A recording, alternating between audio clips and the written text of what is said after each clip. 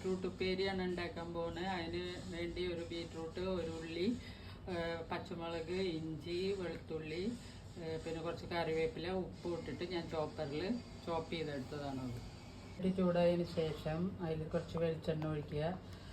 വെളിച്ചെണ്ണ കടുക് മുഴുവൻ ഇട്ടിട്ട് നല്ലോണം ഇളക്കുക.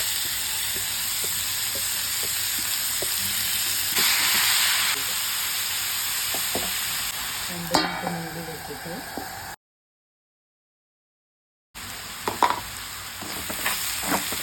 അറിയാറുണ്ടാക്കാം.